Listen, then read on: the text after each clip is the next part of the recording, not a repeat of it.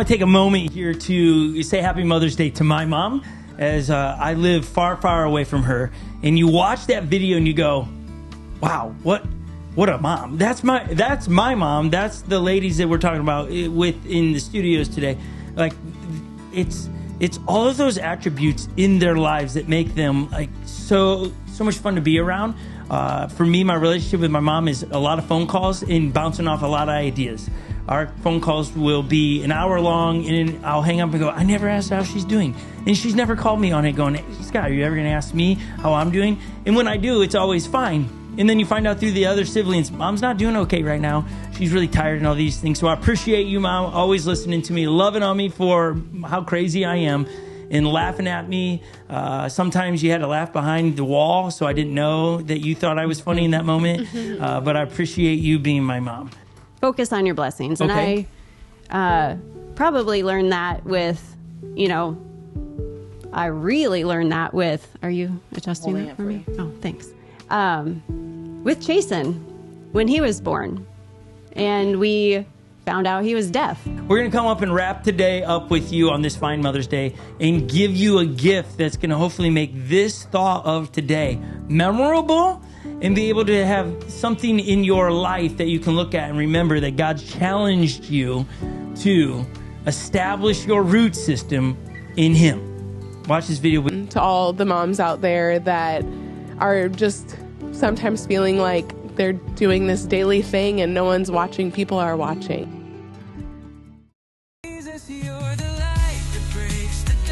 Hey, Luna. I need help finding a gift for my wife for Mother's Day. Okay, based on your wife's shopping history, I found her a gift she is sure to love. It's called Simply Boiling 100 Easy Soup Recipes for Busy Moms. Yeah, because nothing says Happy Mother's Day like fix me some wet vegetables. Oh, come on, Luna. We got a razzle-dazzler. Okay, searching for Razzle Dazzle. How about a 14-karat diamond tennis bracelet from the Lux Life collection? Diamonds? That escalated quickly. It's rated at 4.9 stars. One reviewer writes, I had to sell my car, but my wife smiled for the first time in 11 years. Okay, so let's just recap things. So far, my options are fix me dinner or liquidate the 401k. What else you got? Compiling more options. How about a novelty coffee mug that says, Mommin' ain't easy? Actually, that says I panic shopped at Walgreens. Understood. I found a cute bathroom entry rug that says, knock again and you're grounded. Look at you, inching towards relevance. Also, there is a matching toilet mat that reads, welcome to the last 3 square feet of mom's sanity. As tempting as it is, no. Let me break this down for you. My wife, she loves us with all that she is. She's the first one up in the morning and the last one to bed at night. She cheers us on as if we're Olympic athletes, even if all we're doing is gluing macaroni to cardboard, which is what I gave her for Mother's Day last year. I thought it would be cute. It wasn't. She gives so much of herself every day. Not for praise, not for credit. And she has this quiet strength that comes from her love for God. And she gives us way more grace than we deserve. And when the wheels start to fall off, somehow she keeps us moving forward. How do I get a gift that says all that? I got it. A thoughtful greeting card with a promise to keep your dirty finger out of the peanut butter jar.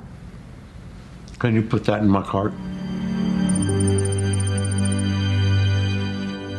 Happy Mother's Day to everyone. As you're just tuning in, we want to express all the way from Minnesota, the tundra of the United States of America, Happy Mother's Day. I'm joined with 3 mothers in all different phases of life. It's going to be fun to have a conversation today that's going to be applicable for all moms and all wonderful humans, because mom know how to take and make applications out of everything. Let's go around the studio today, as it's going to be a fun Mother's Day for everyone. We're going to start with my beloved wife for 24 years this May, the 29th of the month. Actually, 27th is just a joke. How are we doing, Holly? Good morning. I'm doing really well. How's everybody else doing? Are you wanting like engagement from us, or are you asking people online how they're doing? Well, All of the above. If you're watching live on Sunday, you can jump into the live chat and tell us how you're doing and wish your mother a happy birthday, happy Mother's Day there. We are also joined with the freshest mom on the street around here. She's cooking the baby as we speak. We consider that mom because she's already doing the hard work. We got the one and only Lily Arnold wearing a cardigan today. I'm doing well. Thank you, Holly. She had that prime. Did you catch that? That was She just said to us too. Yeah, and you were waiting. How are you doing? I'm doing You didn't wonderful. answer her. She said it in a general capacity. I know it's genuine. Yeah, it's genuine. So we're excited. The three of us, let's put that wide shut up. You get us all in the studio today. The three of us celebrating Mother's Day. One that it's been a mother for 17 years out of the womb, but if you count the in the womb experience, it'd be 18 years or something like that. 18 Mother's Days. And then you have Lily celebrating her first Mother's Day. And then we're joined with who she's asked not to be called this, but we have to set it up this way because just so you know who she is. She is I only have two scientist friends and they happen to be married to each other. So it's wild. Like, how does that even happen? I don't know. It is exciting though. We're bringing back the scientists today. Laura Gilbert, everyone. Yay. How are you doing today, Laura? Doing well. Yes? Doing well. Scientist Laura. Scientist, but today she's Mother Laura. Yeah, that's my other hat. Yes. If you'll pull the mic a little bit closer to you so everybody gets to hear your soft. She has the softest voice. She's got like the perfect mom voice, in my opinion. She never yells. Well, now I've heard her talk stern. I've never heard her yell, but when she gets stern, you know. Like here's the deal. The first hack of the day for all moms. If you keep the tone of your voice chill, you don't have to scream. You just have to have a tone change. How easy is that? I don't know. I've always been a yeller. So Yeah. this one's to Laura. Laura, how do you do it? Like, you're so just like, you're soft-spoken, and then all you do is get stern. And I even changed my behavior when I've seen this. Oh, my goodness. Patience. Oh, man, she got locked down, everybody. That's good. Locked down. Okay. I'll take some of that. Okay, here's a question for moms. This is a genuine, like, I need to understand this. And Lily, she's going to be able to learn some stuff today. So I don't see any paper out to take notes, Lil. I have my computer. Oh, your computer. Okay. Here's the first question. On Mother's Day, even that video that we started with today alludes to the arts and crafts portion of gifts to moms, the macaroni on a plate or things of that nature. How do you want the macaroni crafts even when you have older children? Is that still precious in your sight? Or do you ladies want the diamond earrings that your kids would all come together and get? You have to liquidate what's your the range here 401k we're looking for Mother's Day gifts? Because it's a toughie. We're going to go with Holly first. Oh, I have a whole tote of when the kids were in like traditional school. I have a whole tote of only 3 of them were in traditional school. And I have an entire tote of like those type of crafts, which are great, super sweet. As they've gotten older, it just changes a little bit because I think like Legends written a poem or the girls have made me a bracelet or Epic's created something out of. So it is still kind of fun. I have a hard time putting them places, but that's because I have 8 children. Some people that only have a couple might have. But I'm having flashbacks when I've given my mom the macaroni things or I collected seashells and glued them or something. By the time she pulls them back out, when I was like 20-something, they're not even on the paper anymore. Yeah, it's just macaroni all over the container. At some point, they're going to end up in the... Okay, so you're not really answering the question. I get it. You have some of your young... I still like them. It has changed as the kids have gotten older. Like, So you've seen some of the things. I have Christmas trees. I have a Vikings helmet. I have different... Things change. My Cardboard kids can do roses. Everything. Cardboard roses. They Yeah, can the make- cardboard roses are impressive. They Okay, can make anything Laura, out. how do you see this question? And it's easier for you to answer the question because your kids are not in the studio at the moment. So you can tell a little bit, oh, my daughter's right over there. How do you see this question in the level of gifting? You love the macaroni stuff. Would you still accept that from Brendan, who's 18 years old? How do you feel? No, I don't want that. I thank you for being honest. I would prefer a card with some heartfelt, thank you, Mom, that kind of thing. Would you settle for a text? Is that like... No. I'm doing some personal research here. go. As we are filming this you were pre-Mother's hired, Day. This is I'm doing it for personal because this is pre-Mother's Day. We're a couple days removed from Mother's Day, so I have some time. Like, what do I need to do for my mom? And it's like I can't text her this now. Laura's saying no good, so I got to get a card, and then it'll be late. but it'll be all right. It's okay. Lily, where do you sit as soon-to-be mom? What are you like, I'll take the macaroni all day? Yeah. Okay. Sure. That's the... and what are you going to get when she's 1 year old? I have no idea. I don't know. What have you gotten when you had 1-year-olds? I don't know. Macaroni. Everything from It's trace the hands. flour hands. Yeah, I'm sure she'll be in traditional school. No, I'm just kidding. I have no idea.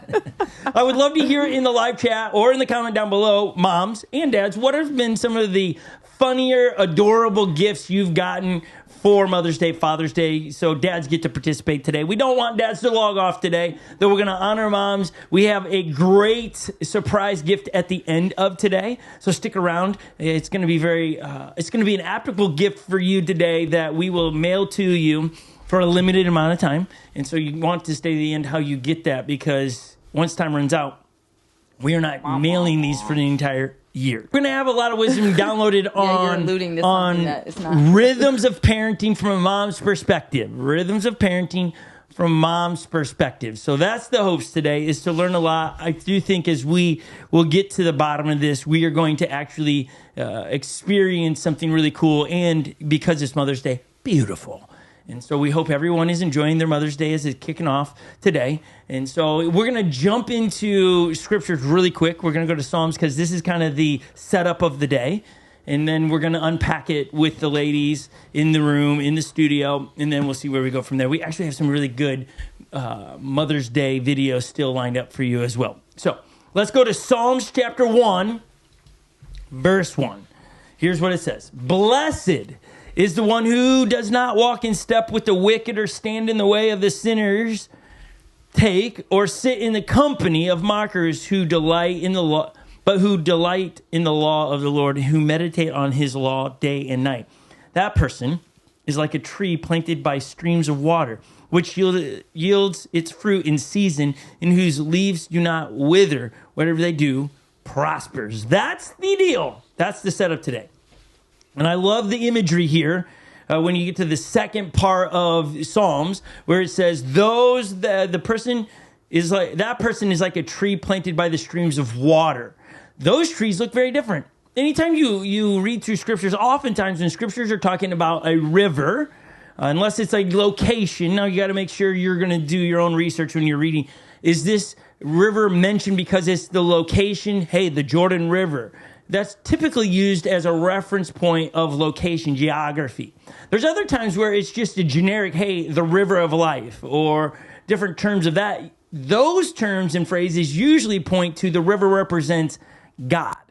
Jumping into the river is jumping into a relationship with God. So as we talk about this river all day today, we are speaking of the river equals God. And so this person is like a tree planted by the streams of water. Streams are a smaller version of rivers. Streams being planted by or in a relationship with God, choosing to meditate on his scriptures day and night, which yield fruit in season. There is what I love about this principle today is that when we choose to plant ourselves into the river of God, have a relationship with God, there are guarantees to that. Those guarantees are not safety or perfect life and bad things not happening to you. That's not the guarantee. But the guarantee is fruit will be a byproduct in season, and your leaves will not. That's the byproduct of a good relationship with God. But it's a good functioning relationship with God.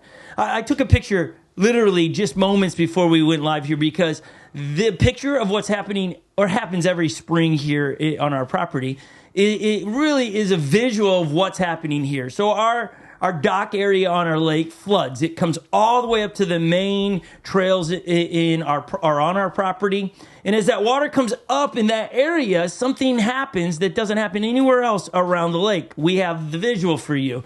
If we can put one of those pictures up, you're going to begin to see what I'm saying as you get to stare or look at the visual of the picture. Tell me, what do you notice in here? Near the water, like you can see the water is closer, like to the dock part. All of that is green. And everything else is brown still. Based on what you see there, you see the green, and that is where the water is coming. The water is where the grass, that type of grass flourishes when the water comes in and it's growing. This is the visual to what we just read in Psalms.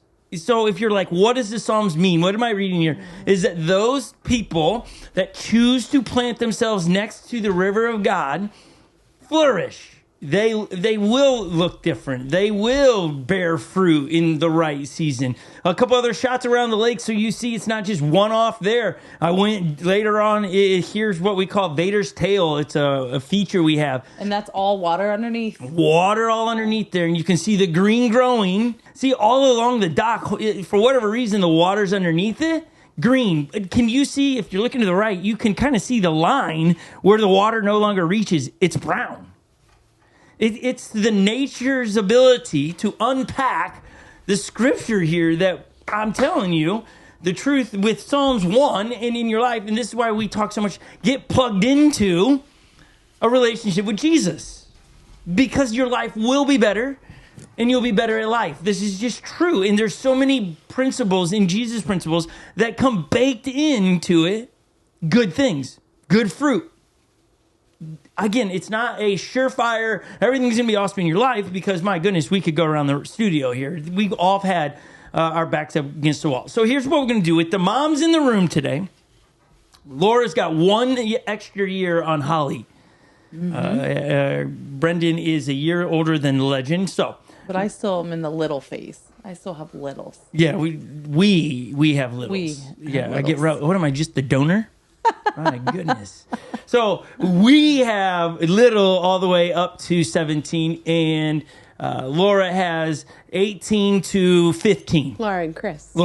Yeah, thank you. We don't gotta stay consistent, guys. Stay consistent. Sorry. Not fair. Okay. So what's one of the things, I'll go with you, Holly. What's one of the things out of 17 years, 18 years momming, that you would go, here is one thing that to a Lily who's going to start would be, in a sense, Lily could come back to this and watch again and go, oh, yeah, I forgot that. What would be one thing you would say, hey, moms, hang on to this truth? Oh, so you want something serious? No. Oh, okay. Well, in the early phases, I would say if you are not good with puking or pooping, you will be good with it. You'll be forced to be? Like, you're going to figure it out. You'll be fine with it. And so then you'll be fine. If you're not good with it. Pretty absolute statement. I'm pretty sure Do you really have a choice? No, unless you have money to pay somebody else to do it. I think we could probably do like a scientific study on that, and I'm pretty sure it would be 100% not good with puking or pooping, and then fine with it. Okay. But here, this is a great setup, because that's the minutia of parenting. For sure. What would you say? What's the normal age? No, I got to be careful on that, because there's no normal with the kids. What's a typical phase? Give me 2-year span to potty train a kid. Oh, anywhere from 2 to 5. Okay. So the window's pretty big. Do you agree with that, Laura? It's sure. Right. So I want to make sure that I don't put something on parents, because that's what happens a lot, especially for moms, is that you read these statistics. Oh, by 2, my kid should be potty trained. That's not what I would suggest you latching onto. It can be a starting point, and it might take a while. I think the danger in parenting, but motherhood, is a lot of comparison. Mm-hmm. I don't see that much with dads for whatever reason. Or dads probably do. They keep it more silent. Moms, you can see the turmoil. Oh, my kid. Right? Yeah. Both the moms in here are nodding their heads. Well, that starts right away. Right. For me, I struggle with that. I for sure think that's a part of it. And it's not that dads don't, have those things. But I think as the mom, there's a lot of weight at, the home life and how and when it comes specifically to potty training, there's also a lot of outside circumstances. If your kids are in daycare, if they're in traditional school, whatever, there's a lot of things that are required outside of the home. Right. Why do you keep referring to it as just traditional school? Why can't it just be? Because my kids used to call it building school. And so but why can't we just say school? Well, because people are like, what? Like, they just assume our school is different than... But it's not a bad difference. But when you call it traditional school versus homeschool, it sounds different. What you're talking about, though. I've never heard you do this. This is a new one today.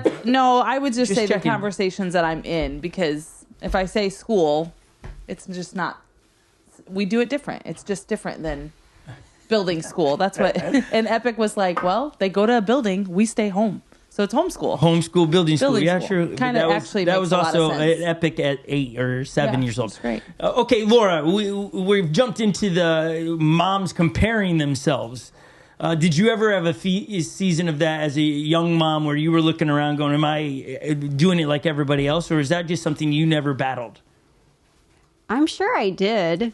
I think that I don't know if I ever compared myself to another mother, but going back to how you were referring to, we look at our kids and there's certain milestones that we see other kids achieving. And I definitely was looking around for that. But I do think that dads also look for that, but it's more about, can my child throw a ball? Oh yeah. Like that. That's fair. That one can throw a ball. It's more the of physical side of things. Yeah, I think so. That's actually a good point. I would agree with that. And that's funny that with parents, dad and mom, they cover almost the whole gamut of life for a child, right? Worried about their athletic IQ. Mom is worried about their overall health. Like, is my child walking? Is the bone structure? Thank you. Yeah, I think that is interesting how we cover the gamut, really. Well, and I was going to say, I remember when we first found out that we were pregnant, like all of my sisters had children, and those are like the closest ladies that I had seen, go through being a mom. And I was like, okay, if they can do this, I can do this. If they can deliver, I can deliver, all of these things. And then I remember like when Legend was first born, and he was actually an easy baby in comparison to my own children. But I was like, they lied. They all lied to me. Like, they make it look like it comes natural, and I thought it was supposed to come natural. And motherhood did not come natural to me. Wait, Laura's also nodding her head. Is that I totally agree.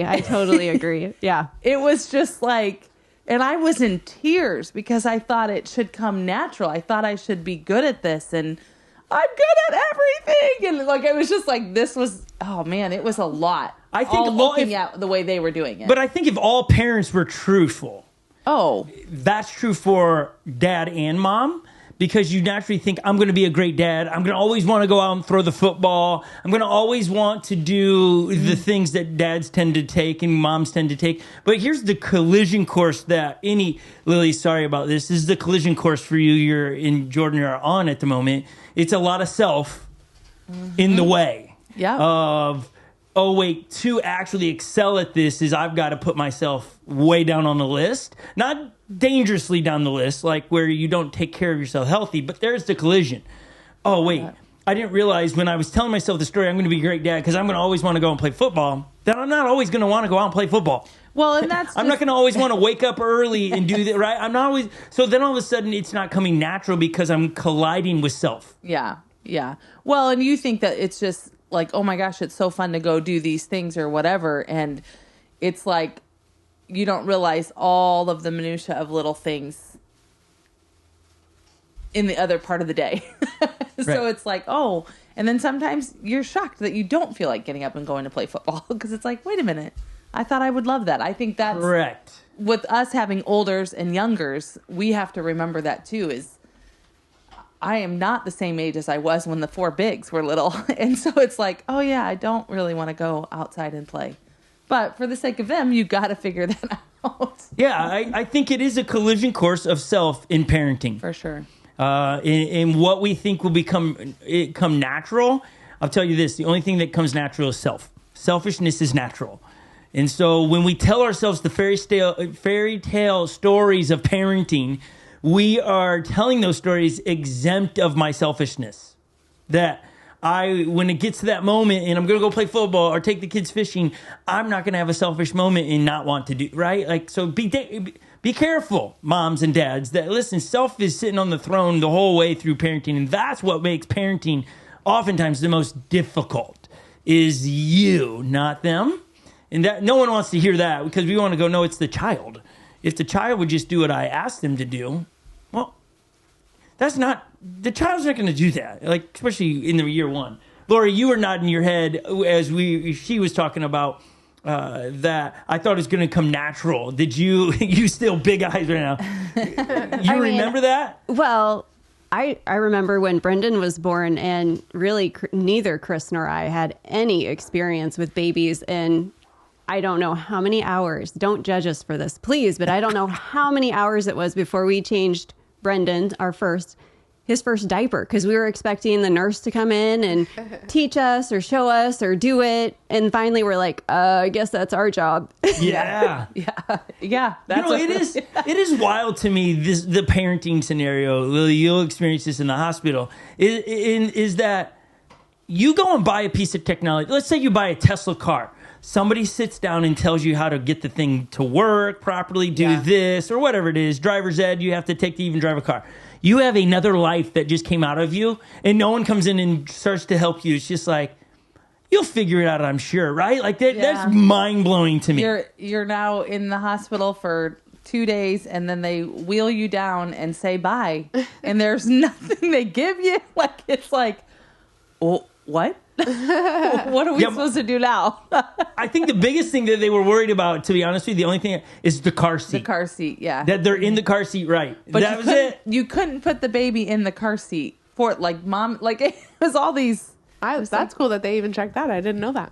Well, that's because you have to, typically, who knows, it always changes, but they had to be in a car seat going out of the hospital. Yeah, sure. I've seen that. They happen. checked that. But they aren't checking to make sure you put that thing in properly. Sure. Yeah. Because once you go out those front doors, no more responsibility. What if I'm walking home? Just kidding. I don't know if they would allow that. I don't think could. they Who left knows? that. Okay. I guess you walk out. It would be in the car seat walking home. I think, again, we're to arrest the first point here, moms and dads, we've got to really work on that comparison trap on our children and who we are as parents. That's what we're learning here. It's dangerous to compare the development of our children to other children. We want to use those things as guidelines to make sure our children are healthy, but we don't want to be married to those of like, my child's not tall enough. Every one of our children have always been out of the what is normal range for children on height. Not one of our children have been in it. They all have been short. But now, Legends 17, Epics 16, close to being 16, they're fine. They're right there. It's just, be careful on some of those things. It's good to pay attention to those things, but not to allow it to rob your mental health and going, my child, something wrong. Don't allow those to take you down a rabbit trail, because the main focus, and I know I wear the pastor hat here, is that you yourself as a parent are planted next to the river spiritually as you go through this, and pointing your children to do the same. If you do that, parenting becomes slightly easier. Slightly, not massively, not marginally easier. It's just easier. Because all of a sudden you realize, hold on, this baby I'm raising is a child of God. I need to raise this child to be in a future relationship with their creator. And how am I doing that? Instead of, how do I keep my baby to look the part, or I look the part as a parent, right? Because that's what happens, is you look around in the comparison game, and you look around the room, and you go, oh, man, my kid isn't doing that. Or, wow, I didn't think of that as a parent. I'm not the crafty one. And we get focused on those physical things, which are fun. Absolutely fun. I love doing all those things. And we forget the spiritual side. That was one thing that I wrote down when you had said that I needed to come up with 18 things of that was last week. What motherhood has taught me.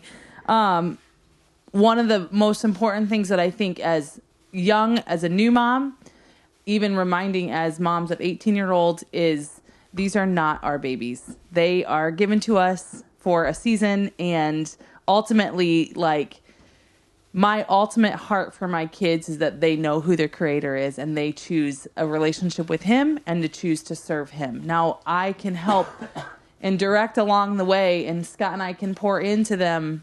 But ultimately, if you can change the perspective of, this is a gift to me, only to give right back, is game changer for every season of being a parent. This is what Jeremiah said thousands of years ago, but we just said it in modern context and in on this topic. Here we go, Jeremiah 5:1. This is what the Lord says.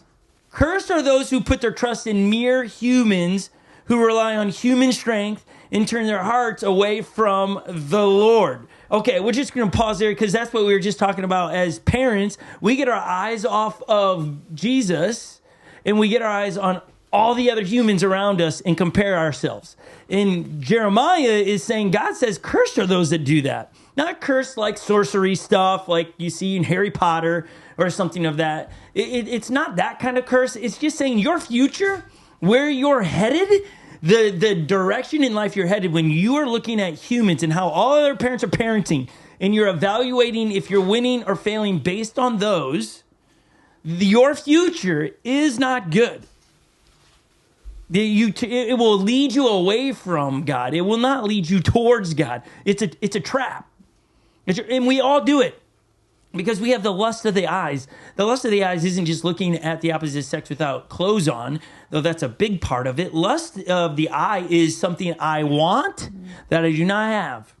Longing for. So you look at other families and go, oh, I wish my family was like that. Oh, I wish my husband did that with the kids. I wish I was that kind of mom.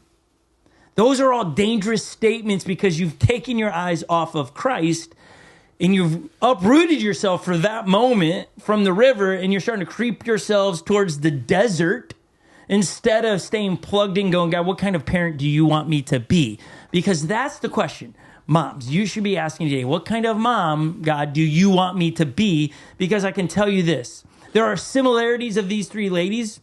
Some of that is through their relationship with Jesus, so they have those similarities. Some of it is some personality things are similar. But there's a vast majority of themselves that are very different. And you love it for them. It's not looking at, as Chris and Laura are represented in their family, the Mendenhalls don't look at them and go, man, I wish our kids played with robotics. And it's impressive to watch, but none of our kids do. So does that mean our kids aren't that smart? Like, right? That's the danger. Oh, man, their oldest can program a robot to do the wildest things. It's awesome. It's like inspiring to watch. But if you take that a step further and go, my kids don't do this, and my kids must not be very smart. And then you start going, well, you know, they're scientists, so of course their kids are going to do that. And you start, that's the gross side of humans. Mm-hmm. Instead of celebrating a family unit that is different and designed to do something different, that's where you can celebrate going, look at what God's doing in that family. That's where we're trying to get our eyes fixed on Jesus. What kind of mom does God want me to? There's a name that levels mountains. It carves out highways through the sea. And I've seen its power unravel battles right in front of me. Yeah.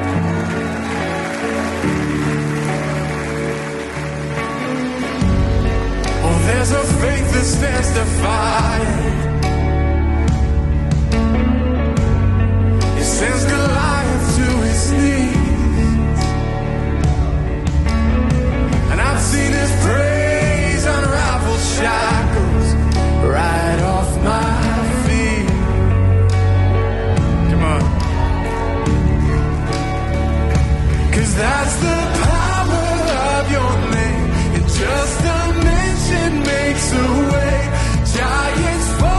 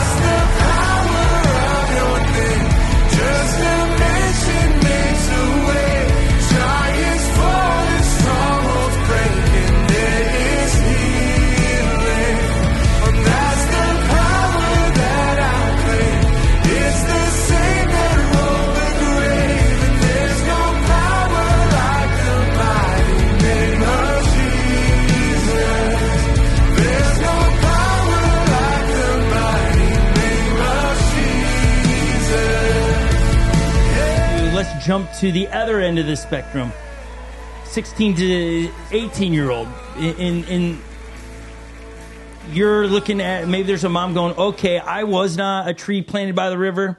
So now what? Or they're listening right now going, I haven't done this, and my kid's 16 years old, 18 years old. I wish I would have heard this when I was at Lily's phase. It made all the difference. What do we say to those moms that are now looking back going, oh, I regret. I messed up. I didn't do that. Because we're not looking to make any mom feel guilty. That's not any of it's really stepping in where you are today, hearing it and making the changes. But what would we say, Lord, to those moms that are listening to you going, oh, I got a 16-year-old and I've not done this yet. Is it too late for them? Oh, no. Okay. Not too late for them. Not too late for them. So give them, can you put handles on it for them? What's something they can do? And again, Laura likes time to process things. So when I put her on the spot, she's like, you didn't tell me that beforehand. Yeah. Laura would love all my questions wrote out, but the problem is I listen in the room and my questions come as we go. So Laura, not to put you on the spot, but how would you give handles to those moms that are in your season of life that work and they don't have time to cook and they're just like, I don't even have time to go to church. I understand you saying it's good, but can you put handles for them to go, hey, just try this? Am I helping you with the question, Laura? Yes, I'm still processing, but I mean, make time for your kids. I mean, that's where I see the pitfall in getting too busy in my own life is I don't make time for the kids, and then we grow further apart. They grow further from Jesus because they're not around me and me leading them through that and Chris leading them through that. We just, in our family, I was mentioning this earlier, but just in the past couple of months have introduced Sabbath into our lives. But and for those that don't know what that is, what is Sabbath? So it's a day of rest, a day of celebration with those you love in your community and with God involved. Intentional. Yes, intentional. Okay. Yeah. And we've just introduced that recently in our family, and I've already seen a change in the kids. Like it's amazing. They look forward to it. They know it's our time to, and we Sabbath with, it's just our family. Our day it's Sunday. So our day starts out at church. We're volunteering, helping with setup, hear the word, worship, come home and spend the rest of the day together. And it's, okay, what game are we going to play today? As the days are getting warmer, let's go play pickleball. And at our house, one of our rules, and I highly encourage you to institute this, have dessert every day. Wow. Which I can tell you more about that later. But, so we make a dessert together. That's great. And, get a chance to enjoy it and teach the boys how to make something. And, I don't know, there's a lot of good things about it, but the kids look forward to it. Yeah. Mm-hmm. But you have not done that. Like this Sabbath thing is a really new. Yeah. Just last couple months. Few months. And to hear that in the last couple of months, things that you see the change. Mm-hmm. Like, and that again, if you go back to a tree planted by water, take a plant. Anybody, how many in here have house plants? Yeah. All of you? Just learning that train. Laura does not have house plants. No house Lily plants. does. Holly does. I'm not doing great with them. Yeah. What I've learned with house plants and plants in general, they can be looking withered because you have not watered them, and you water them instantly, like within hours, they're standing back up. And it's like how awesome it is when you water them. What happens instantaneously, you see improvement. When we make strategic changes personally as parents to establish our root system at the river in a relationship with God, there are instant changes. Now, you got to have the eyes to see him, and I think it's great to hear Laura and Chris doing a spiritual thing, saying, God, we're going to honor you with a Sabbath. We're going to just take a day of pause, rest as a family, celebrate you and as a family. Within 2 months, seeing the results, this is better for our family. Wow, why didn't we do this beforehand? That's fine to think that way, but Laura has a is he 16 or 15? He's 15. 15 and an 18-year-old, right? Later on in life starting. So it's not too late for you. And I love that vulnerability from Laura to say, hey, we're just starting this. I think that's so awesome what an awesome story because it's not something that, she said we go to church in the morning together, we all set up together, and they come home and they just have fun. They play games, and it's not something that's overly difficult to think of things to do. And it can be implemented at any time, because we often will believe the lie that, our teenagers would rather be elsewhere, or they'd rather be doing something with their friends, or they have commitments, a work that they've got, a job that they've got on Sundays or whatever. But if you take the time to actually say, hey, because we value our family so much, and because we look at this as a gift the Lord's given us, and implement something one day a week. We're not talking 8 different things happening within the week. Implement something that is going to benefit and just give you a moment to be intentional, and you will see the benefit from it immediately. Again, it's that strategically prioritizing family. And that's what's so great about the Sabbath. And I love that it's a change later in life. It's not too late. That's what's so great about that example. I also think, as I've read through child development books, what you often see is from teenagers, I don't really want to be around the family. You know what?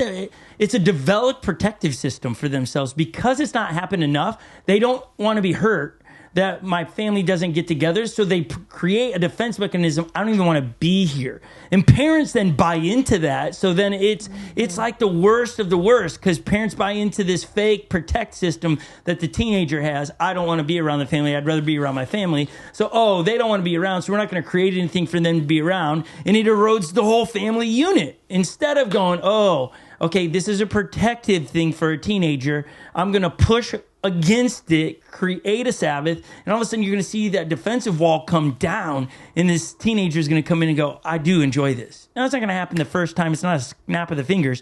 It takes a little bit of time, and eventually, because the child's going, is this here to stay? Is this just for a short amount of time?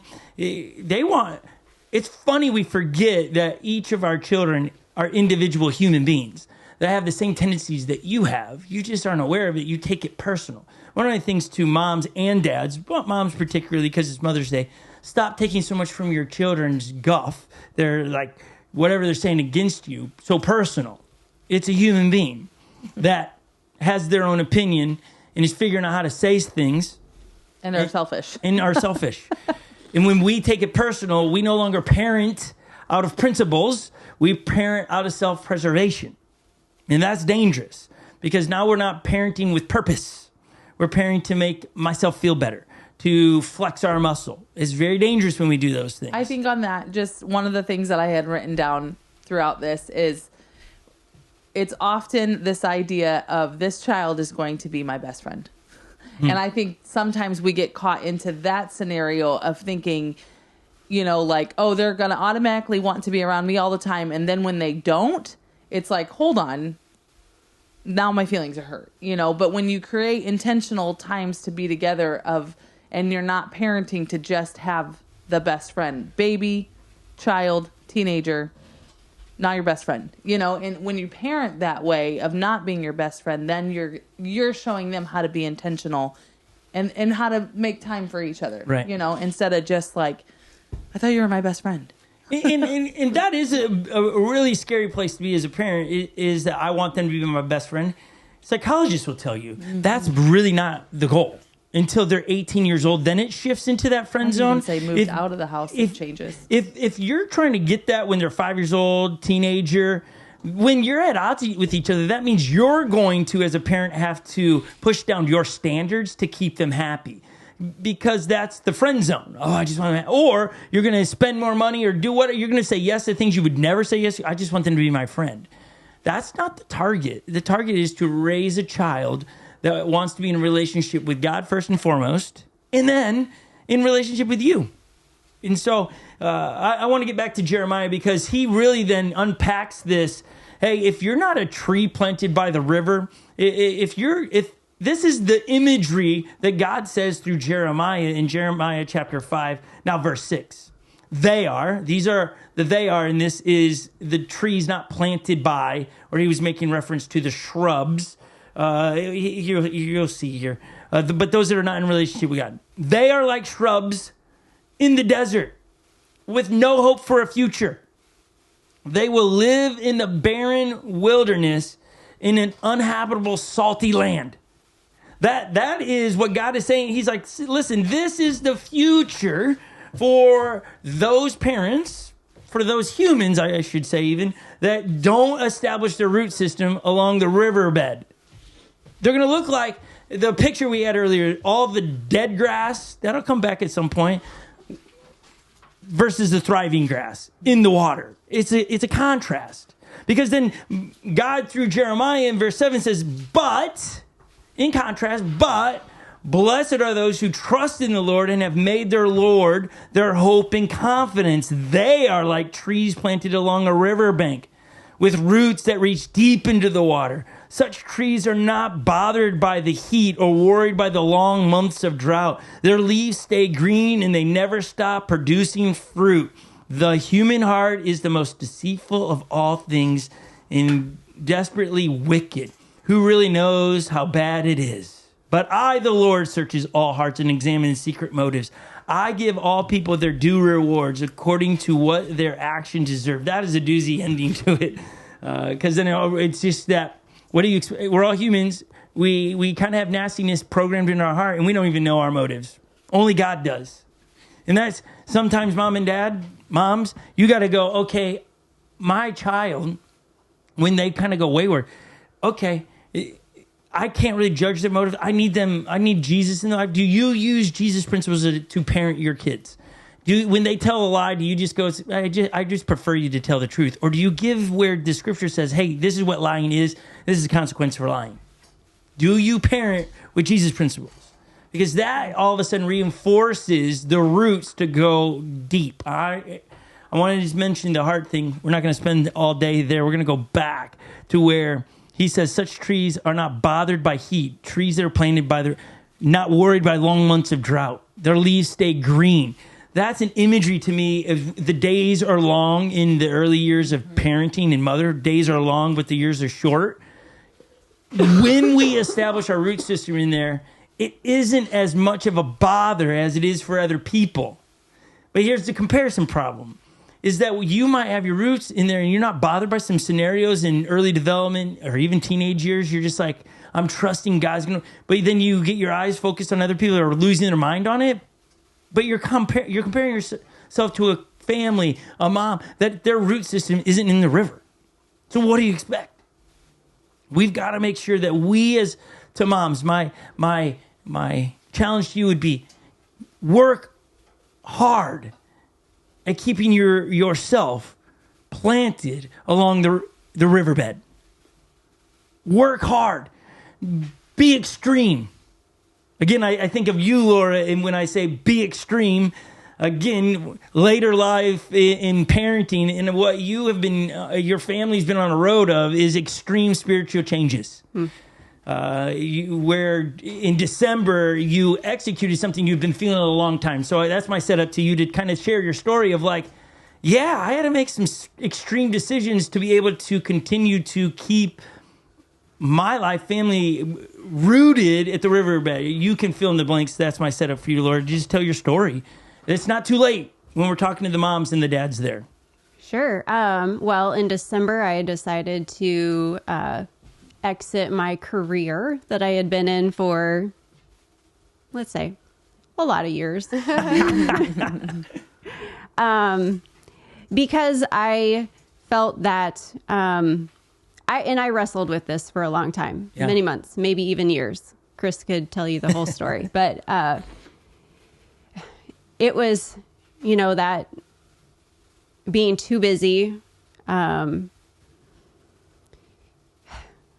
have so many thoughts in my head right now. I don't even know how to tell this story, but basically I felt that it was a season of, is God challenging me in this? Am I supposed to stick this out? I was feeling like I didn't have a purpose at work anymore. Like my purpose was maybe elsewhere, but there's always the tension of, is God challenging me in this right now? Is this something I'm supposed to stick out? And and there's something in this for me to learn. There's somebody here I need to be a friend to show Jesus to. Or but I want to pause in that story when you say that, because I think that's part of the story that is wonderful, that it wasn't, I'm tired of being tired at work or tired of work and I'm just going to quit. You were really going slow, going, okay, God, are you stirring my heart to continue to be a light in the darkness? You didn't just go on a whim. Like, that's a piece at home for It wasn't emotionally based. It wasn't like, oh, I just hate getting up every day. Yeah. It just wasn't those things. Now, some of those things played into it to wake you up, but you weren't led by your emotions. You were trying to be led spiritually. And you were talking to Holly on this. Chris is running things through me as well on it. Hey, are we crazy to even venture on this kind of stuff? And those are those easy steps to know. Are you at home being led emotionally by your emotions? They can inform you, but not lead you. Like, I want to be very clear. I like emotions, but be careful when your emotions lead you, because that will lead you into a spot that you're going to look around going, I made some unwise decisions. Because emotionally, if it's just about my happiness, I'm going to hurt a lot of people. And I'm going to wake up going, well, that didn't work out really. So emotions can inform you, but not lead you. You want to be led, especially as somebody planted on the banks of the river. You want to be led by what you're feeling with God, and you want to check with the other people close to you. Hey, does this sound like God? So you wrestled it all out. Like, it did take a long time. You wrestled it out, and you make a jump in December. Has it been just easy the entire time, Laura? The entire time since December? Yeah. No. Okay. So, and that's the answer I was hoping to hear. I didn't want you to go, yeah, it's been the best ever. Because it didn't mean in obedience, wonderful. But here's what I put a but to my question now. Can you see areas in your life that are thriving, that are blessed, that are producing fruit that weren't producing fruit before? For sure. I mean, and just to finish the story from earlier, why I ended up where I am now and not still at work with Target is that I was feeling pulled. Like, if something didn't give, I was like, I'm not going to be able to volunteer there. I'm not going to be able to volunteer here. I'm not going to be able to be here for my children when they need me. And that is not what I wanted to give. That is not where I felt God was leading me, where I should be going. And so, but that also kind of ramped up for me. Like, I need to be obedient with the time I have now. And that's where I think it's been more challenging. Whereas, like, really consciously paying attention to where is God leading me now? And I'm not even sure if I'm answering your question anymore, Scott, but that's, I wouldn't have been able to step into some things. I wouldn't have had the bandwidth, either mentally or physically even, to do some of the things that I've been blessed with the ability to do in the past few months. Right. Yeah, I mean, I can answer my own question just from the outside of your family, and you did already answer it, but I can see, it's not been perfect, but you can see fruits producing in your entire family, in your boys' life, in Chris's life, of even a change. Like, here's where I see it, Laura. Laura and her family, almost every Sunday, unless it's their Sunday to sleep in and come in late, the joyous experience that your family has when they come in at 7 a.m. to set up has been different than it was a year ago. It doesn't have a sensation of everybody's being drugged in to do this. They're all coming in with a little bit of energy, talking, excited to see their friends and moving stages and things of that nature. That, to me, is a subtle shift of a byproduct of a home that is continuing to take the root and go deep, right? Deep roots, like allow a tree when weathering storms to not be blown over. Trees that fall over and the roots go with them are trees that kept their roots to the surface trying to get the water instead of going deep. We just planted 41 trees on our property, little guys, little teeny weeny trees. And we've been instructed by tree lovers everywhere to overwater them in a sense. Don't drown them, but make the roots go deep. If you just sprinkle them every night, you just say, I watered them, and you just put a little bit of water on top. What it does is the roots come up and just go along the surface. And then it won't take much wind when they're full leaves to blow it right over roots and all.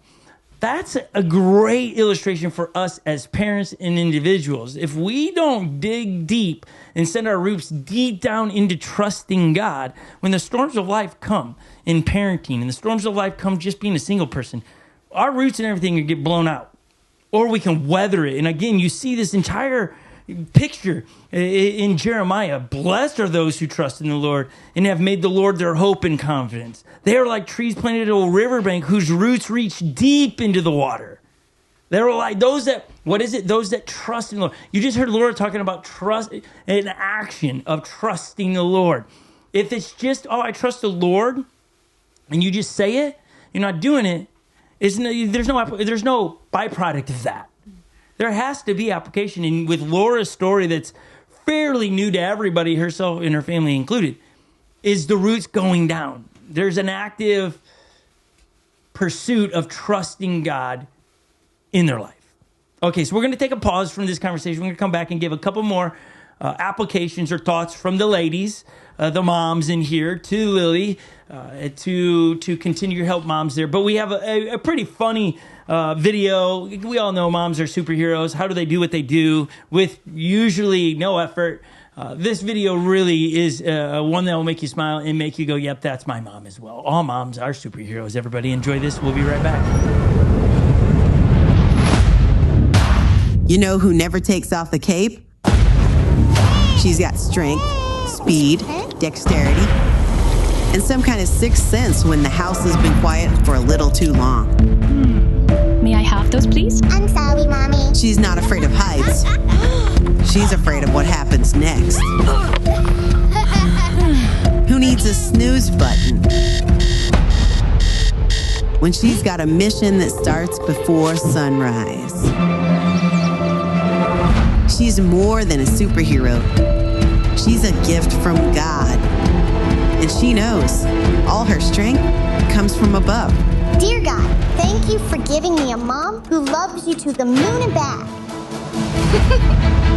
Because behind every superhero story is a mom who never asked to be a hero. She just became one. Mom, I love you. I love you too, sweetie. What would you say to the moms that are in the same... Again, I'm throwing a question I'm not prepped you for, but what would you say to the moms that are the only female in the home? What are some hacks that you've learned over the years that might be helpful? Or maybe you've just been like, it's really not that big of a deal. Yeah, I feel like for me, it's not really been that big of a deal. But it is really helpful when Chris is the one that's wrestling with them.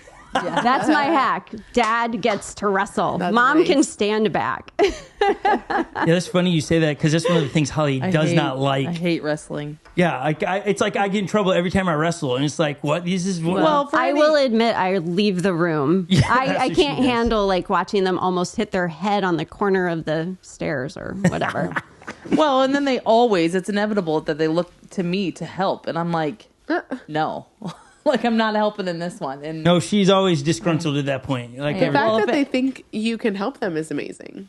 Like, out of a wrestling match? She could help. They think you're strong. I don't know why that is that I don't. But if anybody's ever, done anything with you, you're the extreme. Like, I mean, you will win. You will win. Well, you can't have it being a question mark. So then when you have the 5-year-old screaming. Like, you got to make sure they understand that you're still the dominant figure around here. Yeah. So sometimes I might be, where's the word? Cheat to, no, that was from last week, to win. Yeah. Okay, Laura, we're going with you. Off your list, we did say 18, but both ladies came and said I didn't get 18. But it was more or less to put some thoughts to, here's some of those motherly things I learned, or it really pops in my mind when I look back over my season of parenting. What would be one of those things that jumps off your page for you, Laura? Well, I wrote a lot of things down. I could say hug and kiss your children often. Okay, let's pause there. Why that? Why did that make the list? Because it's showing them physically that they're loved. Yeah. And that you get close to them and you enjoy being close to them. So do you in your home, like we have that in our house, like we have like, I'm going to use the word programmed moments where if there isn't a hug or a kiss goodnight, that would give an indication to something's not right, something's not okay in the relationship. Do you guys have those that you just know, hey, it's always a goodnight kiss? Do you have those? Yeah, I mean, even with an 18-year-old in their house, yes. Yeah. Do you ever get pushback? Nope. Yeah. Nice. That's Legend awesome. 17, he voluntarily comes right before bed and kisses me on the cheek. No pushback. Before he leaves the house, he comes and gives a kiss goodbye. So no pushback. I don't even ask for it. But it's been something that we had just taught along the way. So I love that. I think, again, it's funny to hear you even ask, pushback. I just think that might be a question. That might be someone's circumstance. I think so. I think yeah, I'm so. sure it is. I think what happens in those moments, Laura, is at some point that starts in some families, and then one day there is tempers flare and it doesn't get addressed, and that breaks that cycle, that hug, that physical connection. And so we've always used it as something's wrong. Let's step into it and see what's going on. Mm-hmm. I love those little check marks along the relationships in Holly's and my relationship, and in with the kids, because sometimes you want to hide what you're feeling. All of us do as humans. So if you can have those little check marks along the way as a parent is really helpful. But then address it. Don't let it go unaddressed, because then what happens is, I don't want to give you a kiss, and you can't remember why that doesn't want to happen. So, but each home needs to decide if that's what they want. Mm-hmm. Like, it's not bad parenting if you don't kiss goodnight and stuff. Yeah. Some might go, that's weird, but funny that's on your list. I love it. Okay. Yeah, that may be something obviously not unique to our family, but works for our family. Right. But I would say something that I have learned over the years is focus on your blessings. Oh, my mic's moving. Here we go. Focus on your blessings. Okay. And I probably learned that with, I really learned that with, are you adjusting that for me? Oh, thanks. With Chasen, when he was born, and we found out he was deaf. And, that could have gone, I guess, a lot of different ways, but I learned to focus on the blessings. We had so many blessings through that, like with the school, with our doctors, with just the time that I got to spend with Chasen when he was born, because of all the doctor's visits we had to go on. It was a blessing in that journey to, I don't know, to even say, God, you gave my child, a child is a blessing. Yeah, you're right. Even a deaf child is a blessing. Yeah. That's right. And just like, now what do we do? How do we move on? And seeing that and asking God to step in and guide us through that was a blessing in itself. So. Yeah. So when you mention a deaf child, was that instantaneously you knew? Like, what's the story there? Was it months later, a year later, or is it like day one, all of a sudden they're saying, hey, he's not passing a hearing test? Yeah, at the hospital, day one, we found out, or maybe it was day two, but found out that he did not pass the hearing test, which is not conclusive at that time, because your child may still have, liquid in their ear canals, and they may not respond.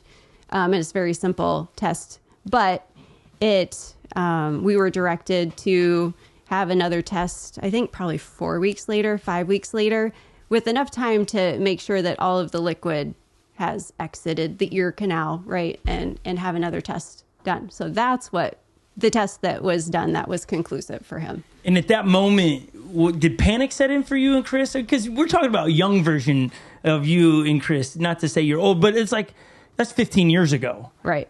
So I was not around you at that point, so I don't know what your spiritual life was and all those things. Was it a moment of like, oh no, or was it immediately like, hey, we're going to just walk through this as parents? It's a blessing to have. Or did you develop this thought, no, let's focus on the blessing through this season? I think it was more of the latter there. Okay. I learned to focus on the blessing through that season. I've always been one to just, okay, this is what I've been handed. Now let's just move forward. I think the blessing, and I'm hoping the blessing in that for Chris was that I enabled him to do that as well without panicking too much. I mean, one of the things that my mom was with us for the first 1 or 2 weeks of Chasen's life. And when I called her and I told her this was conclusive, he's deaf, she's like, no, I know he heard my voice. Wow. You know? Yeah. And I'm like, no, pretty sure. And there was even some disbelief in me. I went home after that, and when he was napping, I went and got a pan and a spoon from the kitchen, and while he was napping, you know, just banged it as loud as I could. No reaction. Wow. I'm like, oh, this is real. I mean, wow. I think after that appointment, I went out to my car and I just cried. Yeah. But that's more for, I think more because I understand that there's going to be challenges for him in life because of his deafness. Yeah. And I was crying more for that than the fact that He wasn't going to hear I have your a deaf voice son. or- Yeah, right. Yeah. Yeah, well, I mean, thank you for sharing that, because thank some you, mom Laura. needs to hear that out there, that you developed the lens of, no, I'm going to consider everything a blessing. I'm going to see that angle through a tragic event. And so that, I think, is great for people. It's a choice. What Laura's suggesting here, looking at the blessings, is a choice, and you have to do that every time. And it's okay to go sit in your car and cry. None of us would say that's a failure. It's okay to have those moments of like, especially as an adult, we understand the challenges that our children could be facing because of something, some of their bad choices they've made. Not just a physical element that's happening to them, but a choice they're making is like, well, that's going to make their life harder. But then we've got to then go, I'm not going to focus on the negative. I'm going to choose to see what God's up to. I do smile a little bit at your scientific attest in the house with the frying pan. I appreciate that. Because let's be honest, that's how we all would do it. Absolutely. Like, let me just see if this is true. Can I add? I will say another aspect of that is that Chris and I had, like, we're not from Minnesota. We had moved to Minnesota. I mean, we had been here by the time Chasen was born, 6 years, I think. But I think a part of that journey, too, was we had a church community. Mm-hmm. We had a community we trusted that we knew were going to help raise our kids, basically. And I think that was another part of where it's easier to be in that community and focus on blessings. Yeah. I don't know that I would have immediately gone there had I not been in that circumstance.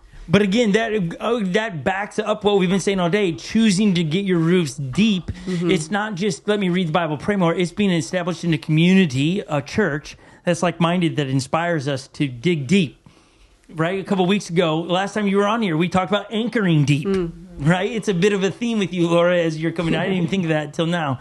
But it's this constant reminder, no, we need our roots to go deep, but it is a choice. This one is 100% you choosing to establish yourself as a parent in a church community, reading your Bible, choosing to see the blessings, to pay attention what God's saying into your heart and not getting your eyes fixed on everybody else. What is a mother? Well, she's the alarm clock when you forget to set one, the calendar that keeps everyone on track, and the encyclopedia of wisdom and advice. She's the nurturer of imagination, the sounding board who patiently listens, and the medicine that heals with hugs and Band-Aids. She's a barista, a chef, and a catering service, an Uber driver and an event planner, the keeper of wipes, snacks, and secrets. She's the anchor that secures you, the compass that guides you, and the embrace that holds you close. Her selfless character points us to Jesus, and her example inspires our faith. Because even though we think she's perfect, she knows the joy of the Lord is her strength. She doesn't always get a thank you, and she doesn't always get a break. But she always gives her best, even when she's running on empty. She shows up daily, she prays earnestly, and she loves fiercely. She's a gift and a blessing, a love letter from God. And that's what a mother is. Moms, you need to give yourself grace and not human grace. Because here's what human grace is. Human grace is We look at a person's entire life, and one event disqualifies every good they've ever done. Like, Mom, you might be irritated with your baby for waking up in the middle of the night, and you're like, oh, that's not what good moms do. But if another mom told you, oh, I'm so frustrated with my baby, you would give them grace. You would look collectively at the whole experience of their motherhood and go, you're a great mom. But we as individuals, we don't do that. We only look at isolated events going, I'm a bad mom, bad dad, bad whatever, isolated. Godly grace looks at the collective life and go, what do you look like? What have you been doing? Not an isolated event. Perfect picture of this is Peter and Jesus. Peter denies Jesus 3 times. Jesus dies, rises again. Jesus then meets Peter back on the beach side where Jesus first met him 3 years previous to all of this, and asks Peter, do you love me? Asks him 3 times, and Peter's like, yes, I do. And then Jesus says, then feed my fish, feed my people, take care of them. Jesus didn't go, well, you're disqualified because of the one event you disowned me. He goes, that's cool, it's a blip, I forgive you, but will you feed my people? Godly grace is collective through the whole season of life. Human grace is one blip, one wrongdoing ruins the character of the individual everywhere. And we see it all over the place. It's not just with yourself. You see it in the news. You see it with all kinds of people. They do one wrong thing, and whatever else they've done in their entire life is bad. Human grace. So moms, today, take a spoonful of godly grace with yourself and say, I'm a great mom. I've had some blips. Oopses, I wish I wouldn't have. That's fine. But collectively, over the years, you've been a great mom. Okay? So we're going to give you the handles to this now of how to do this. We're going to Isaiah, another prophet of the Old Testament. If you're reading through the book of the Bible through the year, we just came out of Isaiah. In Isaiah chapter 41, this was weeks ago. This jumped right out of the pages to me, and I was like, that it was so powerful. And I am the Lord is what Isaiah is recording God saying through Isaiah. I am the Lord your God who takes your right hand and says to you, do not fear, I will help you. Laura, what would you pull off your paper that you're like, okay, this would be the last thing I would say to Lily or the moms that are all listening. They need pick-me-ups today. What's for you? You're like, this really helped me through those long days, but the years are short moments. I hear so often where parents are trying to live out their dreams through their children. Mm-hmm. And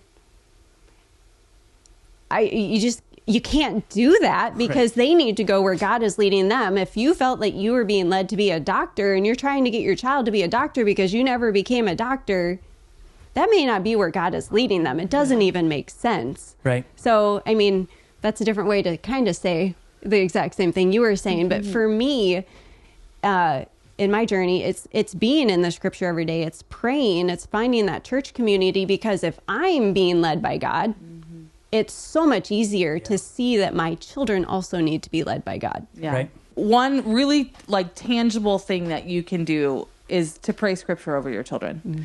And I watched my mom for years, still does it. She writes her kids' names on specific verses when she comes across. And it might be different seasons of the life, might when we were really little, or but when there's something that comes across, I pray patience over my children. When there's something that you're reading in the word, pray scripture over your kids. If you don't know what to say for them, go pray these scriptures. Like, Lord, I want them their roots to be deep. I want them. So then it almost gives you another nudge to be intentional about helping them grow their roots deep of where they're at. Yeah. Again, a lot of great information given you today. Very applicable. I think at the end of the day, no matter what you put the handles to and say, hey, do this, it's the application of you choosing to do such. Mm-hmm. Mm-hmm. That's the truth of all of it. Even as we're looking for simple solutions for you, it's the applications of it. Mm-hmm. At the end of the day, you have got to apply this stuff. You've got to hold on and make the necessary changes. Laura is a perfect example right now of she heard from God, got there eventually, and is making changes in her life and seeing the fruit pay off in her entire family. And so this is for all of us to make necessary changes. To all the moms out there that are just sometimes feeling like they're doing this daily thing and no one's watching, people are watching. And Laura and Holly, I've watched you both, and they walk the walk and they talk the talk and they are living it. And at the end of the day, it's not because they're great moms. It's because they are devoted followers of Jesus. Yeah. And the coolest part about today's talk is that all of this is true no matter where you are in life, whether you're a mom or a mom to be, or you're a mom who wants to be a mom or has lost babies, you know, or is not even in that phase of life at all. And you're not even a woman, you know, like growing your roots deep in Jesus and wanting to live for him daily and wanting, you know, to do all the things that we've talked about. That is what makes a thriving, joyful life. And so that's what I appreciate out of today. And you guys are incredible examples. I mean, I'm just humbled to get to even begin my walk of motherhood around such amazing moms. And it just goes to show how important community is. In this teaching today, we were obviously driving it towards moms, but it is both mom and dad. And so we're doing it a little bit different because we have a Mother's Day gift, and then we have a it even says it on there, pre-Father's Day gift, because we want everybody to be reminded to plant yourself by the river. We're giving you these wonderful pine trees to plant in pots. Somebody will go, well, I don't have a backyard. These can be potted and they'll grow to the size of the pot. And you can decorate them every year at Christmas, and every time you walk by them, be reminded to pick up your Bible and read it. Be reminded, I got to plug into a church. Be reminded to pray prayers over your children. But we want to be able to give these as those giveaways to remind us to do everything we just spoke about today. And we've read the scriptures about all of the contrast of those that establish themselves on the riverbank and those that don't. And this is a reminder to do the Isaiah verse where God's offering today his right hand to you. Say, just grab my hand.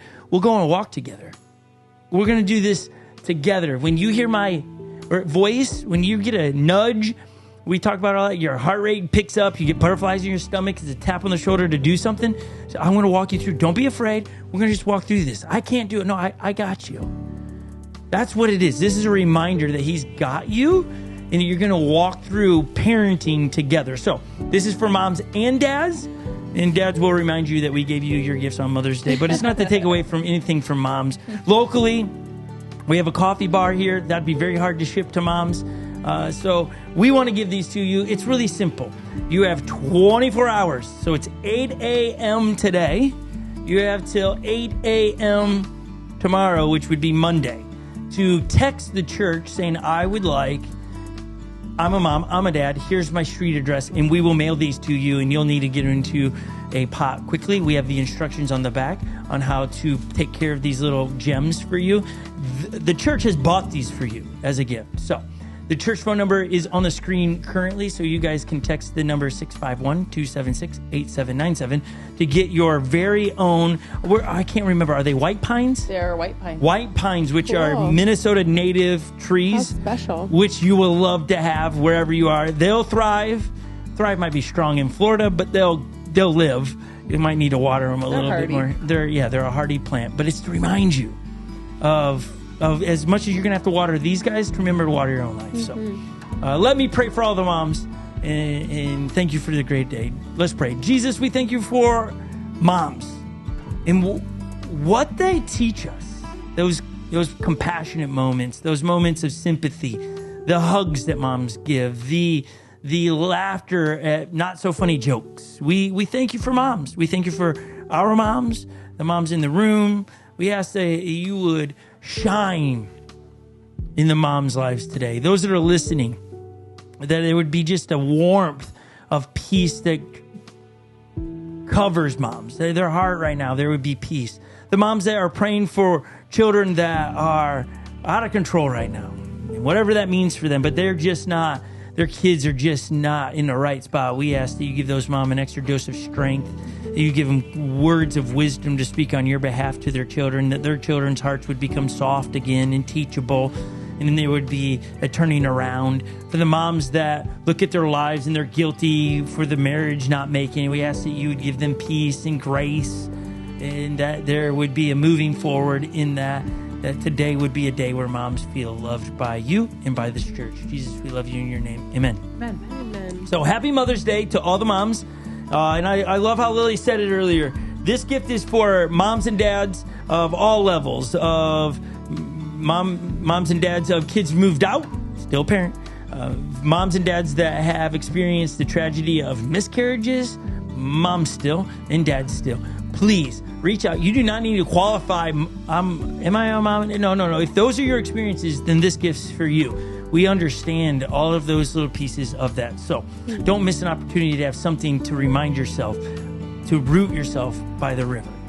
We also have some really cool opportunities at Unlock Church. One is if you want to continue to partner with us with your resources to help us on our mission of summer camps, our mission to spread the gospel, the good news of Jesus throughout the internet, the digital means. You can give simply by texting the number 77977. Is that right? Yeah. In the word unlock, and it'll walk you through. Dwayne, who's not with us today, he says you can do this in 3 minutes or less if it's your first time, or 30 seconds if you've given once before. So it's always worth a test. And then we have summer camps happening. We'd love you to jump in on that. And so many opportunities. You just go to unlockchurch.com to see the rest of the upcoming events. Did I leave anything out, Lil? I think that's great. Okay. Next week, we will be on a missions trip to Arkansas. So some of you, we will see you there. We're excited about that missions trip. So I think all of us in this studio will be at that location. So, yeah. Laura, thank you for being... We'll still be here, though. We will. Online. We will be online. Yeah. We will still be here. I'm just saying we'll be in Arkansas. Tune in. We have a special one for you planned. Laura, thank you for being with us today. Second time on something you said you probably never do. You're killing awesome, it. Laura. You're doing great. We applaud you for your ability. We love you. Yeah. It's an open invitation, really. So, but a happy Mother's Day to you, Holly. Happy Mother's Day to you as well. Happy Mother's Day, guys. And Lily, happy first Mother's Day to you. So, everyone at home, have a great, safe Sunday. We'll see you later. Adios.